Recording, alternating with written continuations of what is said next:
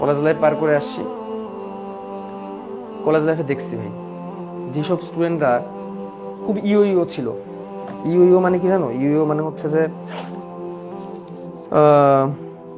ধরো নাইকির জুতা পরতেছে, তারপরে রেমন থেকে সুন্দর সুন্দর ড্রেস পরে আসতেছে প্রাইভেটে, সুন্দর সুন্দর ব্যাগ ইউজ করতেছে, অ্যাডিডাসের ব্যাগ ইউজ করতেছে। ওই সময় তো মনে করো আমার ছিল একটা সিম্ফনি অ্যান্ড্রয়েড ফোন, আমার বন্ধুরা ওই সময় তখন আইফোন ইউজ করতো। তাতে আমি আন্ডারস্টিমেট করতেছি না এই ইউ টাইপের যে পাবলিক গুলা, বহুত পাবলিক বোন হারায় গেছে, বহুত পাবলিক এখন হারায় গেছে, এখন তাদের অস্তিত্ব নাই। আলহামদুলিল্লাহ তাদের থেকে ভালো আছি, কারণ লাইফে খুব স্ট্রাগল করে এই পর্যন্ত আসছি, খুব স্ট্রাগল করে এই পর্যন্ত আসছি। আমার শুরুর দিনগুলো খুবই খারাপ ছিল।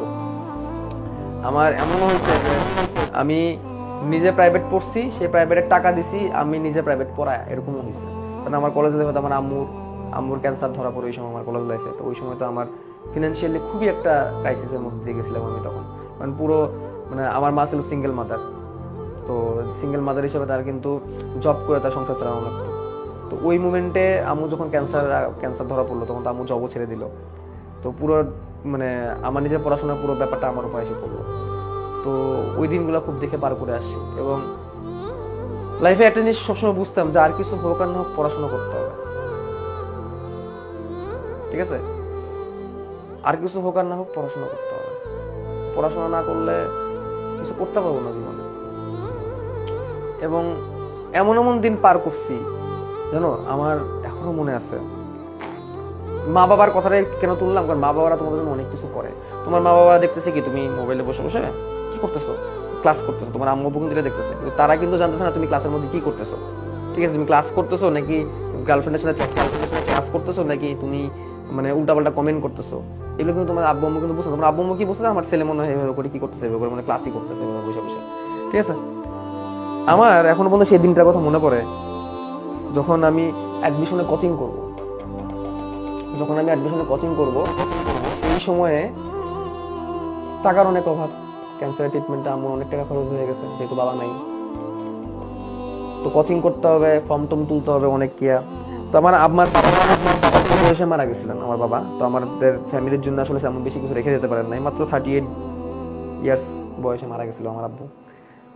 তো আম্মুর শেষ একটা একটা গলার হার ছিল, সেই গলার হারটা আমার কোচিং করার জন্য, কোচিং এ ভর্তি হওয়ার জন্য, ফর্ম টম তোলার জন্য আমি বিক্রি করে দিয়েছিল। অবস্থা।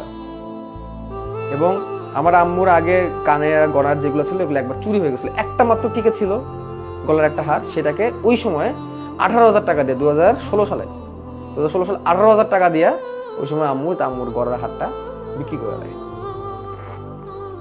বিক্রি করে আবার আমার রিলেটিভের কাছে বিক্রি করে, আমার এক রিলেটিভ, সেই রিলেটিভের কাছে বিক্রি করে দেয়। কেন বিক্রি করে? কারণ ছেলের পড়াশোনা করতে হবে, ছেলের কোচিং এ করতে হবে, টাকা দিতে হবে, অ্যাডমিশন। তোমাদের প্রত্যেকের বাবা মা কিন্তু এরকমই স্যাক্রিফাইস করে। যারা অনেক পশ, ওই যে ইও টাইপের, তারা কিন্তু এই জিনিসগুলো বুঝবা না।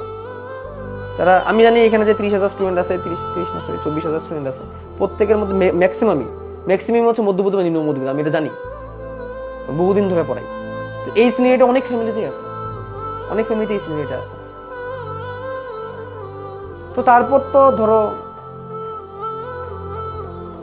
এরপরে আমার লাইফের একটাই পাওয়া যে আমি যখন পরে নিজে ইনকাম করা শুরু করি, আম্মু বেঁচে থাকতে, আমি আমার লাইফে আম্মু বেঁচে থাকা পর্যন্ত ওই যে গহনাটা যেটা আম্মু বিক্রি করে দিয়েছিল আমার এক রিলেটিভের কাছে, সেই রিলেটিভ লিখে দিছিল, সেই রিলেটিভের কাছ থেকে আমি নিজের টাকা দিয়া, তার থেকে ডাবল টাকা দিয়া আমি সেই রিলেটিভের কাছ থেকে সেই আম্মুর সেই গলার হারটা আমি আবার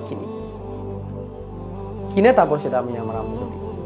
তো ওই দিন আমার আম্মু চোখের মধ্যে সামনাসামনি, আমি দূর থেকে দেখলাম আমার চোখের মধ্যে পানি। সেই পানিটা কষ্টের পানি না, এটা কত বড় পাওয়ার পানি, এটা তুমি আসলে তুমি যখন নিজের জিনিস সামনে যখন ফেস করবো তখন তুমি বুঝবা। তো সেই জন্য হইলেও, নিজের বাবা মার জন্য হইলেও পড়াশোনা করতে হবে। বাবা মা আছে, তো যেহেতু বাবা মা আছে এই জন্য তুমি এখন বুঝতেছো না বাবা মার গুরুত্বটা কি।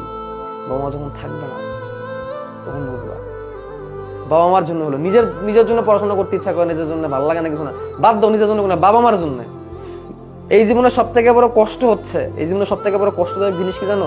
চোখের সামনে নিজের বাবা মারে বুড়ো হইতে দেখা, চোখের সামনে নিজের বাবা মার হাতে লাঠি ধরতে দেখা। সব থেকে কষ্টের জিনিস, সব থেকে কষ্টের জিনিস হচ্ছে চোখের সামনে যে বাবা মারে ঘরে পড়তে দেখা। এবং সব থেকে ভারী জিনিস কি জানো? সব থেকে ভারী জিনিস জীবনের নিজের কাঁধের উপর বাবা মায়ের খাটিয়াটা নেওয়া। এই দুটো এক্সপিরিয়েন্সই আমার আছে। আজকে এত কিছু আমি করছি আমার লাইফে, সবকিছুই মহান সৃষ্টিকর্তা আল্লাহর ইচ্ছা এবং তোমাদের মাধ্যমেই আল্লাহর ইচ্ছায়। আমার লাইফে একটা বড় কষ্ট, এই জিনিসগুলা আমি আমার মাকে দেখাইতে পারলাম না, আমার বাবাকেও দেখাইতে পারলাম না, আমি আমার মাকেও দেখাইতে পারলাম না, কাউকে দেখাইতে পারলাম না। আমি আজকে যে পর্যন্ত আসছি, যা করতেছি, এত স্টুডেন্টের ভালোবাসা, এত কিছু, এই ফিনান্সিয়াল সলভেন্সি, সবকিছুই সৃষ্টিকর্তার ইচ্ছা এবং তোমাদের মাধ্যমে। আমার বাবা বা মা, বিশেষ করে মা, বাবা তো অনেক আগে মারা গেছে, কেউ দেখে যেতে পারলো না। সারা জীবন আমার এই কষ্টটা থাকবে, সারাটা জীবন। এবং আমার আম্মু ট্রিটমেন্ট পারপাসে যে কস্টিং গুলো করা লাগতো, সেই কস্টিং এর জন্য আমি আসলে পড়াশোনাটা আগাইতে পারিনি। আমি আমার গ্রাজুয়েশনটা শেষ করতে পারিনি, এখনো স্টিল চেষ্টা করে যাচ্ছি, তারপরে একটু করে। বাট আমার কোনো আফসোস নাই, কারণ কি আমি গ্রাজুয়েশনের আগে আমি আমার মায়ের চিকিৎসাটাকে আমি আগে দেখছিলাম এবং আমি আমার মায়ের শেষ নিঃশ্বাস পর্যন্ত তাকে চিকিৎসা করতে পারছিলাম। এটা আমার কাছে সব থেকে বড় পাওয়া, সব থেকে বড় পাওয়া এটা আমার কাছে। ঠিক আছে, তো আমি তোমাদের এটাই বলবো যে তোমরা যাই করো ভাই, যত মজা করো, যত কিছু করো, পড়াশোনাটাকে আগে রাখো।